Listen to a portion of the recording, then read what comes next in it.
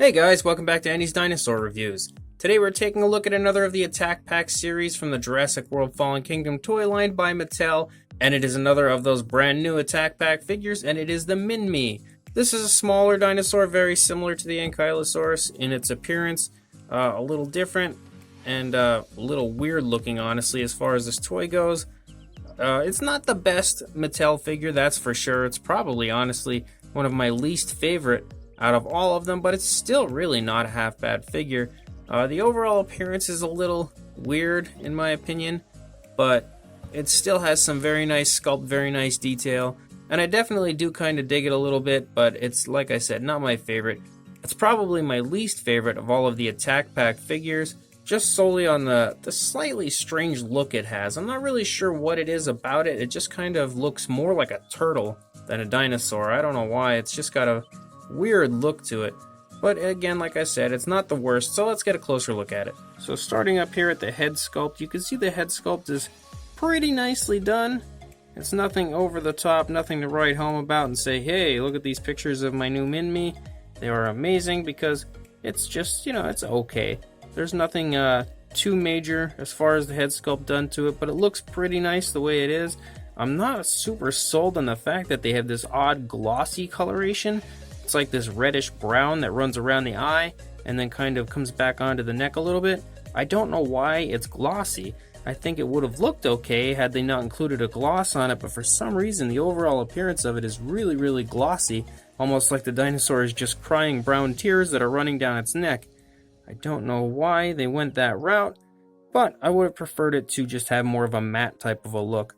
The eye is painted fairly well though, there's no sloppiness with it. Just a yellow coloration with a black pupil, but it doesn't look bad. Definitely looks pretty good. Other than that, there's no real coloration on the head or anything like that.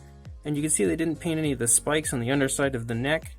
But a lot of these upper ones here, actually it looks like all of them except maybe this one here for some reason, are all painted, and they're painted pretty well. They actually look really, really nice, since there is no real sloppiness with them or anything. However, if you look right here on the eyebrow area, some paint did get up onto the eyebrow from one of the horns, and it's actually not the only one I've seen that on. I've seen a couple of these in store that also had that same issue as far as the sloppy paint on the face. So it's another quality control thing with Mattel that they need to look into, because this is a reoccurring thing with certain dinosaurs just having sloppy issues to them, and I don't know why they haven't been able to correct it yet, but apparently they haven't. Coming back onto the back, as I turn it, you can see that the sculpt work on the back is really nicely done, actually. There is a lot of beautiful little minute details that have been sculpted on the back that look very nice. And the legs overall have a lot of detail in them. You can see there are all kinds of bumps and stuff all over the legs that look really good. The feet are sculpted nicely as well. Again, as always, there is no paint on the nails, but I think it kind of looks like there's a gloss, especially on the back foot here. But it may just be shining in the light, I'm not really sure. Kinda looks like there might be a gloss on it, which a lot of the Attack Pack figures don't have a gloss on the nails. I don't know why, but this one may be somewhat different. You can see here on the stomach, some pretty nicely done detail. There's a little bit of skin folds and stuff down there. Nothing over the top. And you can also see here on the back leg, again, beautiful detail and sculpt work. They did put some nice detail into the leg sculpts of this figure. And the feet are nicely sculpted as well.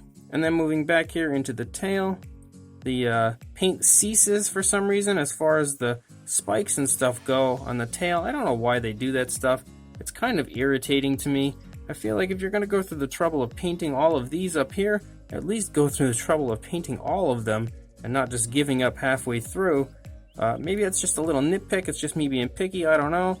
But I really don't like the fact that they stop. As far as the paint goes, it's just silly to me. They should have just painted them all. Just laziness, in my opinion, on the part of Mattel. And you can see the entire underside does look pretty nice, though. And there's the Jurassic Facts code for anyone interested again. Overall, the overall sculpt isn't really that great, in my opinion, because like I said, it kind of reminds me more of a turtle than a dinosaur. And I know the actual Minmi didn't quite look like this, but it's not terrible. For being a Jurassic Park toy, it's not half bad. As far as articulation goes, you can see that the head is on a swivel. like some of these guys have been. There's nothing else really. I mean, it moves up and down a little to the left and right, but barely at all. So you've got like up and down, and then the swivel effect. Of course, the legs can move forward and back, all four.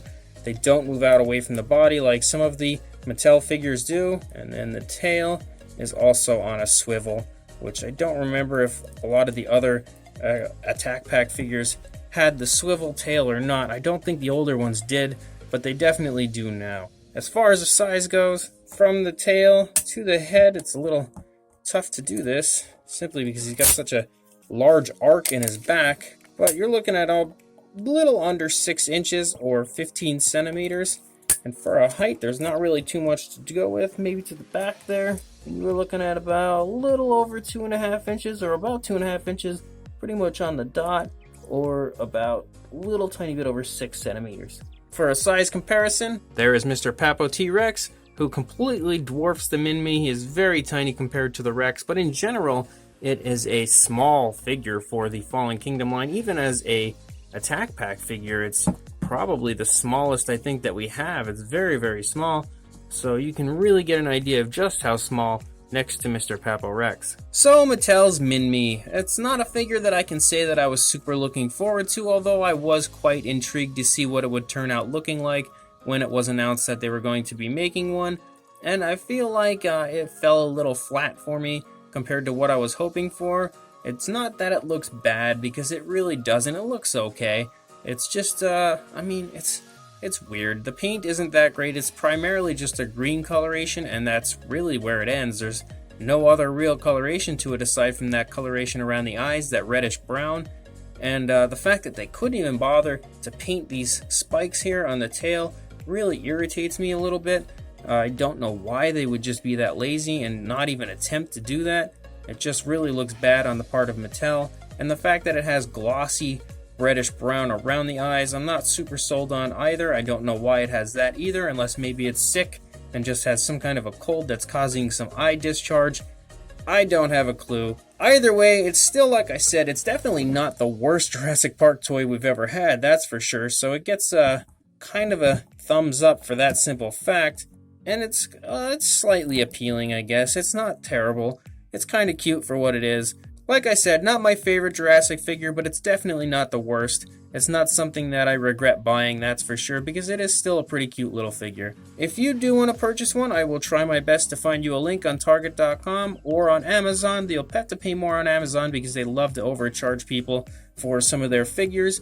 But if you can find it on Target or in Target store, they'll probably be about $7.99. And if you can go to Walmart, because that's where I found mine, and find one actually in the store, you're probably only going to pay about $7, as their Attack Pack figures are a little cheaper than Target. Either way, if you want to get it online, check the links. If you want to buy it in store, good luck and happy hunting. And please like, comment, and subscribe. And I will see you in the next review. Thanks for watching.